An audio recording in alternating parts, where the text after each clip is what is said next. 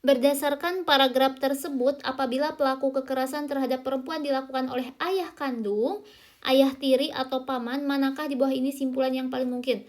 Oh, berdasarkan teks itu kira-kira jika kekerasan itu dilakukan oleh ayah kandung, ayah tiri, ataupun paman, kira-kira simpulannya seperti apa? Kita baca terlebih dahulu teksnya ya.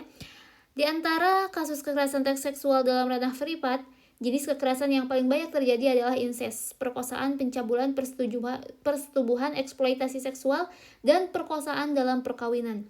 Komnas Perempuan mencatat angka insest pada 2018 berjumlah 1071, turun dibanding 2017 yang mencapai 1210. Namun yang harus diperhatikan adalah pelaku yang kebanyakan adalah ayah kandung, ayah tiri, atau paman yang menyasar anak perempuan.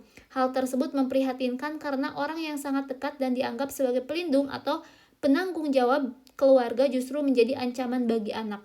Komnas Perempuan juga mendapati temuan yang menunjukkan peningkatan laporan kasus perkosaan dalam perkawinan pada 2018 sejumlah 195 kasus dibandingkan tahun sebelumnya berjumlah 172 kasus.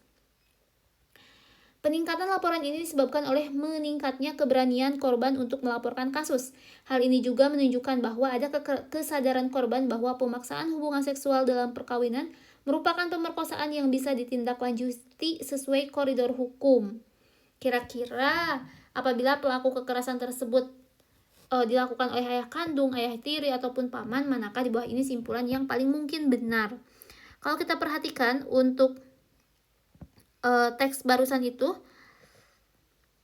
ayah kandung, ayah tiri, ataupun paman itu tidak dapat menjadi orang terdekat gitu ya. Tidak dapat menjadi orang terdekat yang melindungi dan bertanggung jawab terhadap keluarga. Kenapa? Karena hal tersebut berkaitan dengan pernyataan yang terdapat pada soal ini gitu.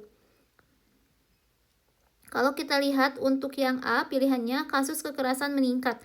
Pilihan A ini kurang tepat karena tidak berhubungan dengan kalimat pada soal ya, yang menyebutkan bahwa apabila pelaku kekerasan terhadap perempuan dilakukan oleh ayah kandung, ayah tiri, ataupun paman gitu. Yang A ini tidak tepat. Kemudian yang B, korban harus melapor ke Komnas Perempuan.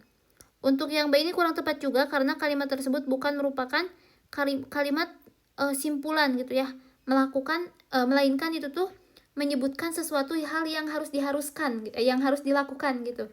Berarti yang B juga enggak. Kemudian kalimat yang C, ayah kandung, ayah tiri, dan paman tidak dapat menjadi orang terdekat yang melindungi dan bertanggung jawab terhadap keluarga. Ini jawabannya yang C ya, sesuai dengan apa yang ada dalam teks. Kalau yang D, banyak korban yang melakukan aksi bunuh diri. Yang D ini tidak tepat ya, karena tidak berhubungan juga dengan kalimat pada soal. Jadi di soal tuh tidak membahas mengenai bunuh diri gitu.